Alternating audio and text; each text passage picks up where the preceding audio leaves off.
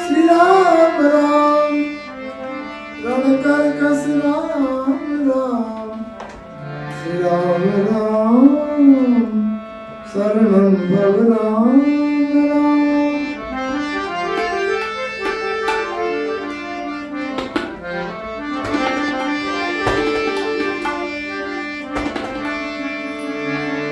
श्याम राम रामेति रमे रामे मनोरमे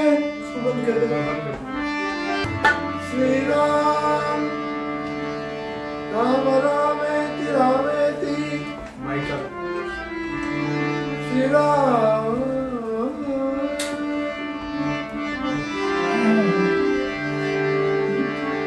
राम रामेति रामेति रमे रामे मनोरमे सहस्रनाम तत्तुल्यं श्री राम नाम वरानने।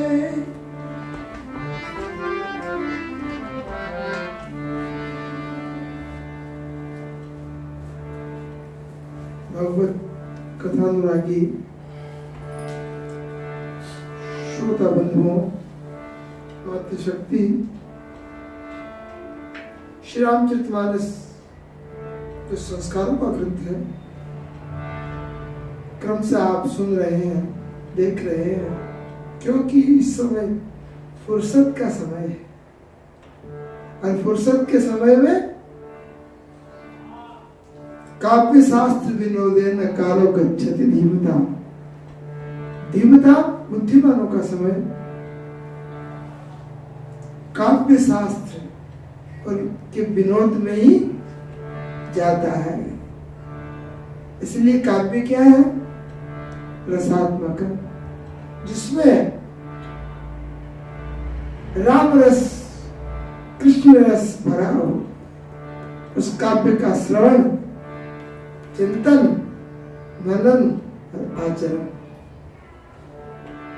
फिर श्री मानस जी तो संस्कारों का दिव्य ग्रंथ है।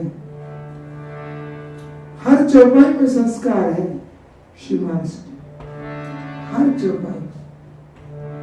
ऐसी कोई चौपाई नहीं जिसमें संस्कार न हो। इसलिए रामचरितमानस को हम संस्कारों का ग्रंथ कहते हैं। अपने बच्चों को इसका परिचय देना चाहिए। कभी कोई बीटेक करे, कोई एमटेक करे, कोई क्या पढ़ रहा, कोई क्या पढ़ रहा। फिर सुबह शाम कभी भी जब फुर्सत में आप लोग बैठे हैं, अभी तो है, तो बच्चों को लेके श्री मानस का परिचय दें कि रामचरितमानस क्या है।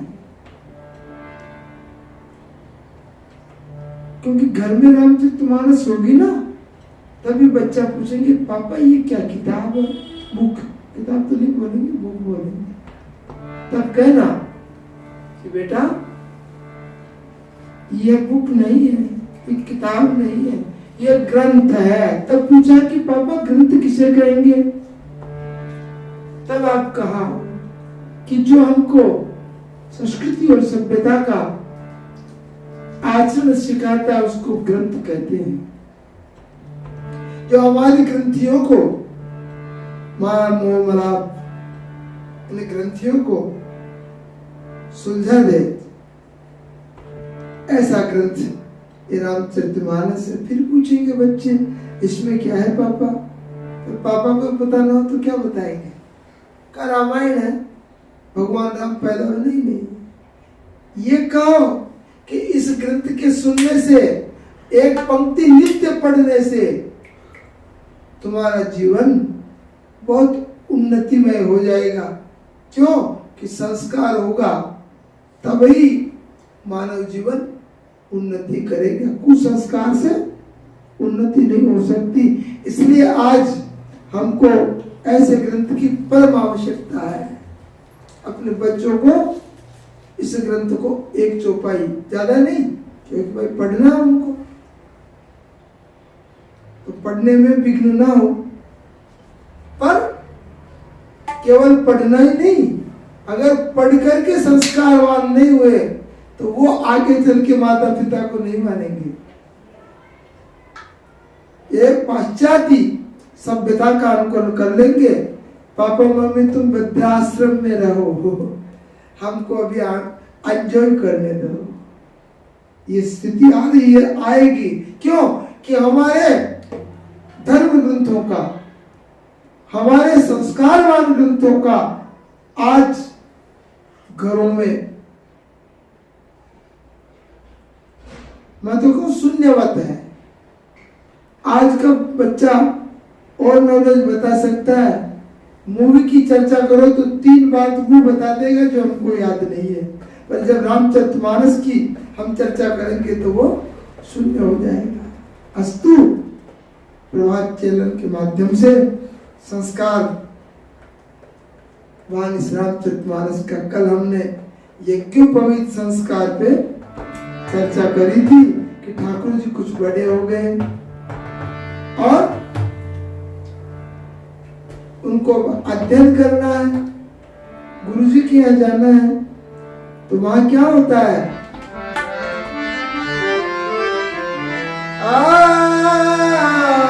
भय कुमार,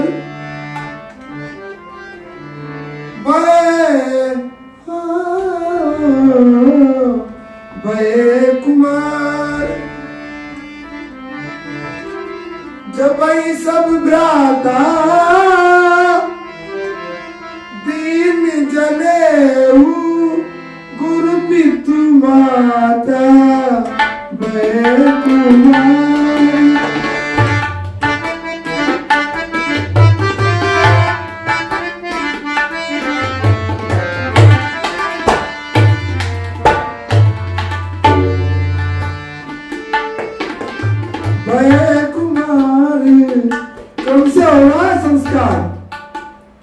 ये भारतीय संस्कृति है कि जीव जब आता ही नहीं है उसके पहले उसको संस्कार से जोड़ते हैं। गर्भाधान संस्कार। अब आज एक पवित्र संस्कार माता पिता और गुरु तीनों की उपस्थिति में हुआ। तो फिर क्या किया?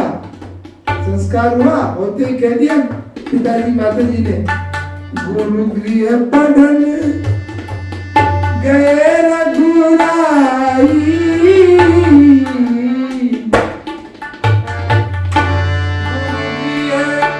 पढ़न गए रघुराई, अलप काल विद्या पाई।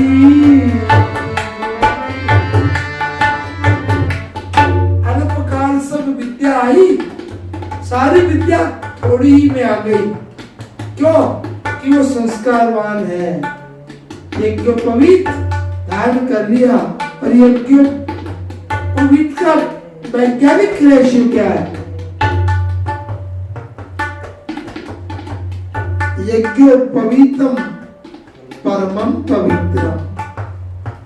एक भाई साहब ने हमसे ये कह दिया, गुरु जी हम यज्ञोपवीत धारण नहीं कर सकते क्योंकि इसके नियम पालन नहीं होता। मैंने कहा तेने धारण करके नियम पालन किया क्या? कहा नहीं किया, नहीं, केवल मात्र ऐसा करते हैं, ऐसा है, ऐसा है, ऐसा है, ऐसा है। टाइम तो लगा सकते हो ना, हाँ वो तो लगा देते हैं।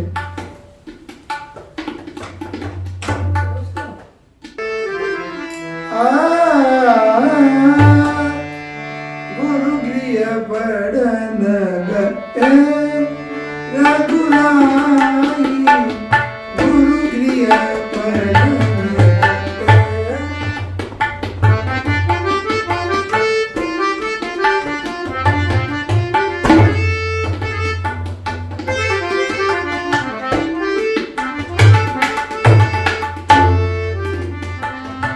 गुरु गृह पढ़न रघुराई, अल्प काल सब यज्ञ पवित्र हुआ। और यज्ञ पवित्र के विषय में मैं बोल रहा था कि यज्ञो पवित्रम परमम पवित्रम, ये पवित्र नहीं है, परम पवित्र है। और इसके रिसर्च करता कौन? यज्ञ पवित्र किसने बनाई? बनी हुई नहीं है। ये जगत पिता ब्रह्मा प्रजापति जब प्रकट है उन्हीं के साथ ये प्रकट हुई थी। यज्ञ पवित्रम परमम पवित्रम, यज्ञ पवित्रम परमम पवित्रम प्रजापति यत् सहज परस्तात्। तो ये क्या देती है? आयुष्यमुग्रम प्रतिमुंच शुभ्रम यज्ञो पवित्रम बलमस्तु तेजम। बल और तेज और विद्या कोई देने वाला ये सूत्र है। इसलिए ये यज्ञ पवित्र चारों भाइयों का माता पिता और गुरु के सानिध्य में हुआ। और होते ही दूसरे दिन कह दिया बेटे अब तुम्हारे खेलने का समय चला गया, अब ये सूत्र मिल गया, मतलब जनेऊ हो गई, पाठशाला जाओ। थोड़े ही दिन में तात्विक अध्ययन करके वेद शास्त्र आदि का, इतिहास पुराण आदि का अध्ययन करके चारों भाई अवध को लौट आए। तो पहले गुरु कौन है उनके? वशिष्ठ जी।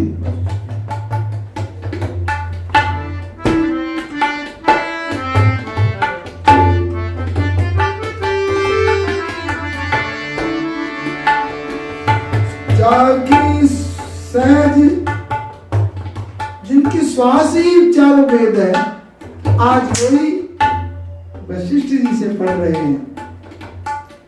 क्योंकि गुरु के बिना ज्ञान हो ही नहीं सकता। इसलिए तो गुरु भी ज्ञानी हो। अरे शिष्य धन शोकन नहीं, वो गुरु ना। वशिष्ठ जी जिनके गुरु अल्पका, थोड़े ही समय में, थोड़ी ही उम्र में, या अल्प से यह अभिप्राय है। छोटे ही थे भी राजकुमार और आगे श्री अवध को ये विद्याध्ययन आकर के बंधु सखा संग ले ही बोलाई, सखाओं के साथ बंधुओं के साथ अपने राजप्रासाद से कभी निकलते, सुबह शाम संध्या वंदन करते। ये राम का आचरण है। राम का आचरण है कि यज्ञोपवीत हो गया तो क्या करना चाहिए? संध्या। अब किसी से पूछ ले कि संध्या शब्द का क्या अर्थ होता है?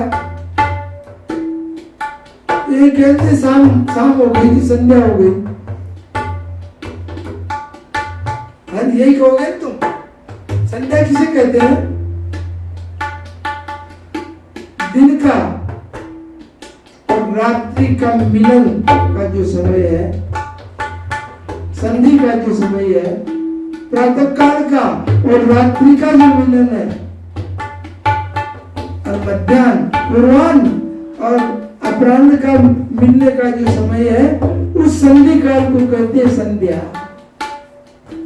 उस समय किया हुआ सुकृत कर्म, ईश्वर आराधना, वो संध्या वंदन है। इसलिए अलग अलग ब्राह्मणों को संध्या करना जरूरी है। ये मनुष्य शरीर तो सबको ही मिला है, उसमें ब्राह्मण मिला, तो ये इनकम टैक्स है परमात्मा को, सब चोरी कर रहे हैं। इसलिए आज भगवान श्री राम के दिव्य चरित्र जहाँ पर आचरण ही आचरण मिलता है। इसलिए मैं कहा करता हूं राम का चरित्र आचरण ही नहीं है, आचरण करने योग्य है। और कृष्ण का चरित्र आचरण करोगे तो जैसे में नहीं चले जाओगे।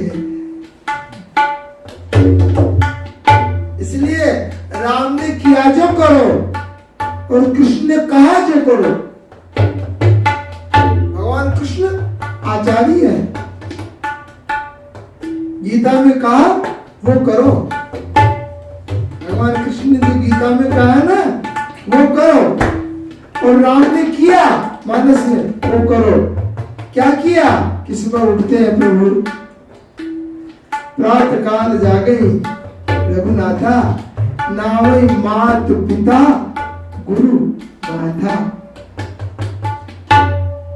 ये आचरण है। बड़े हो गए, अब देखो वेद वेदांत की शिक्षा तो वशिष्ठ से मिल गई उनको, पर जो क्षत्रिय राजकुमार है इसकी ट्रेनिंग कौन से गुरु से? अचानक आ गए।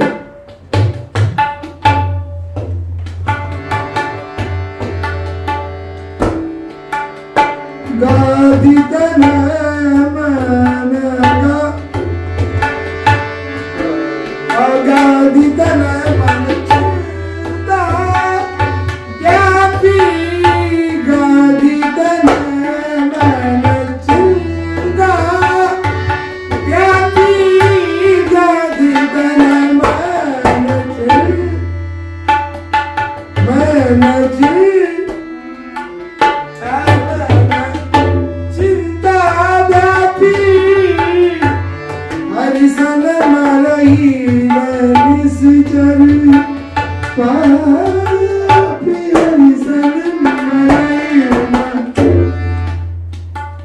बक्सर में बैठा हुआ है बिहार में, सिद्धाश्रम। कौन? विश्वामित्र। यज्ञादि की तैयारी कर रहा है। विचार किया कि दुष्ट शुभारु ताड़का मारीच ये निशाचर रावण के भेजे हुए ये मुझे तप नहीं करने देंगे, और मैं इनसे लड़ूं या भजन करूं। तो विश्वामित्र वहां से चले। किनके पास आए? राजाधिराज चक्रवर्ती नरेश, भूपति दशरथ के पास आए। विश्वामित्र महामुनि ज्ञानी महामुनि चले वहां से। और चले जब उनके मन में क्या था? आज सकल सुकृत फल पाया। आज जितने भी मेरे जीवन में पुण्य किया उनका फल मिलेगा। कोई व्यक्ति जा रहा है, हम जब जाते हैं यात्रा में तो 3 बार कहते हैं ध्यान रखियो एक्सीडेंट ना हो जाए, ये कहते हैं ना। ये यात्रा पर विश्वामित्र जब यात्रा कर रहे हैं, उन्होंने उनकी नेगेटिव सोच नहीं है, तो पॉजिटिव है कि आज सकल सुकृत फल पाए हूं। मैं जब अयोध्या में जाऊंगा तो सारे सुकृतों का, सुंदर कर्मों का फल मिल जाएगा, और राम और लक्ष्मण को मान के लेकर आ जाऊंगा। इसलिए यात्रा में कभी भी जाए तो सकारात्मक सोच होना चाहिए। यह रामचरितमानस से शिक्षा है। और भगवान नाम स्मरण करके यात्रा करनी चाहिए। हनुमान जी गए ना लंका,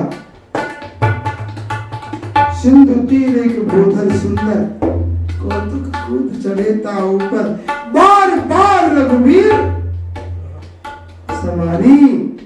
श्री रघुनाथ का स्मरण करके चल रहे हैं और बड़ों को प्रणाम करके चल। ये कहीं ना सबन का हुआ था, सबको प्रणाम करके यात्रा प्रारंभ करी।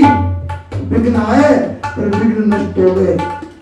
और हम जाते हैं तो बाय, हाय और टाटा, ये 3 शब्द है, बाय, हाय और टाटा। तो हनुमान जी प्रणाम किया, यह कई नाई सबन को माता। फिर रघुनाथ का स्मरण करके चले जा रहे हैं। आज विश्वामित्र भी सुकृतों का फल प्राप्त करने के लिए, शुभ कर्मों को फल प्राप्त करने के लिए कहां से चल रहे हैं? बक्सर, बिहार। कहां चल रहे हैं? अयोध्या। आनंद से जा रहे हैं, पहुंच गए अयोध्या। यह है संस्कार। अब पता लगा राजा धीराज को, ब्रह्मर्षि विश्वामित्र आज बिना निमंत्रण आए हैं। अन्यथा पहले की ऋषि मुनि पहले सूचना देकर के फिर इसलिए यथोचित सम्मान होता था। राज दरबार में पहुंचे, संध्या वंदन किया, सरयू में स्नान किया विश्वामित्र ने, और करके फिर सीधे महल में गए। कितना सुंदर उनका, बहुत ही सुंदर उनका स्वागत और सत्कार हुआ। क्यों? कि ऋषि है। और देखो आप, चारों बालकों को बुलाया और प्रणाम कराया। आशीर्वाद दिया विश्वामित्र ने, और 2 बालकों पे उनकी नजर ठहर गई, छोटों पे नहीं, दोनों बड़ों पे। दोनों सुंदर है, और ऐसी नजर ठहरी कि जिस काम गए थे ना कि मांग के लाऊंगा, मांगना ही भूल गए। इतने सुंदर है राम और लक्ष्मण कि जिस कार्य से गए थे विश्वामित्र, मांगना ही भूल गए, देखते ही रहे, देखते ही रहे। दशरथ जी ने विचार किया, ये आए क्यों? आप पूछा, यही कारण आगमन, यही कारण आगमन तुम्हारा, यही कारण आगमन तुम्हारा।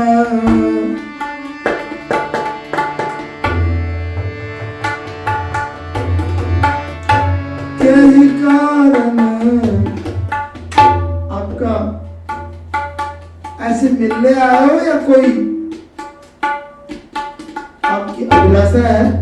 आप कैसे पधारे, किस कारण से आपका आगमन हुआ? तो वापस होश में आए। राम और लक्ष्मण जब नेत्रों की ओर से विलग हो गए, तब होश में आए। इसका मतलब राम और लक्ष्मण का स्वरूप कितना सुंदर है कि महामुनि ज्ञानी के ज्ञान का भी हरण करके महामोह के कुंड में पटक दिया, भूल गए। इसलिए इन नेत्रों का साफल्यता किसमें है? नित्य उठ के राम के दर्शन में। नित्य उठ के राम के दर्शन का रसवसु है, तो रोग दोष पीड़ा सब मिट जाएगी। क्योंकि राम का रूप जो है, राम का नाम, राम का रूप, राम का धाम और राम की लीला, इस सारे दुखों को मिटाती है। इसलिए श्री रामचंद्र कृपाल भजन हरण भव है दारुणम। नवकंज रोचन कंज मुख कर कंज पद, कंदार पगनित अमित चंद्र नील नील सुंदरम। ऐसे प्रभु का विश्वामित्र देख रहे हैं। जो चिंता थी ना, चिंता लेके आए थे, गाधि तनय मन चिंता व्यापी, वो चिंता विमुक्त हो गए, मांगना भूल गए। बार बार दशरथ जी ने कहा, कई कारण हे मुनिवर, आपका कोई कारण आने का? कई कारण आगमन तुम्हारा। धीरे से सरका दिया। यह चालाकी चतुरता ऋषियों की। मैं जाचन आया नृप तोही। हे राजा, मैं जाचन यानी आपकी परीक्षा करने आया हूँ। जाचने, जाचन यानी मांगने, श्लेष है। जांचना यानी मांगना और जांचना यानी कहना है कापी जांच देना। तो मैं जाचन आया नृप तोही, क्योंकि असुर समूह सतावे मोही। मुझे राक्षस सताते हैं, इसलिए वो कुछ मांगने आया। दशरथ जी ने विचार किया, सेना रक्षक गार्ड आदि मांग रहे होंगे, मांगो मांगो।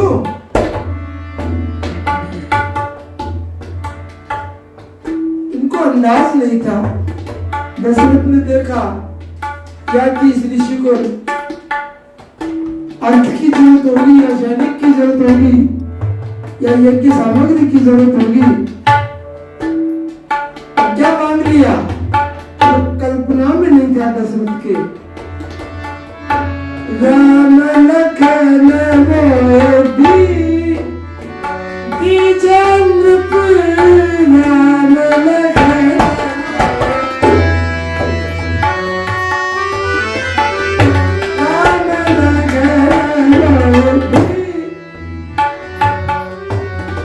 राम लखन मोदी मोदी मोदी।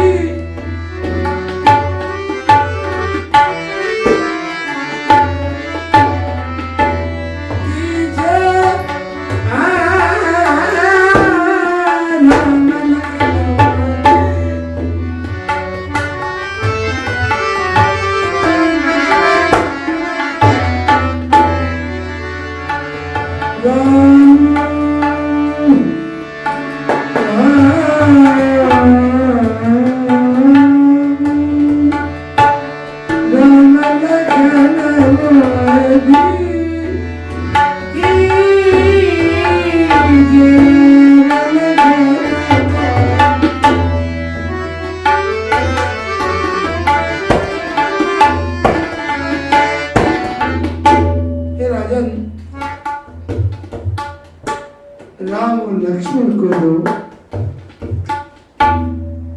पसीने आगे दशरथ को। चौथे पद पाए सुतचारी, बुढ़ापे में 4 लड़के मिले, वो और राम और लक्ष्मण मेरे नैनों के तारे। अब इनकार करूं, नकारात्मक उत्तर दूं तो दूं। संकल्प कर चुके और देता हूं तो हृदय में वेदना। अब कौन किस तरह देंगे कि नहीं देंगे, आगे की घटना अभी ब्रेकिंग। श्री राम जय राम।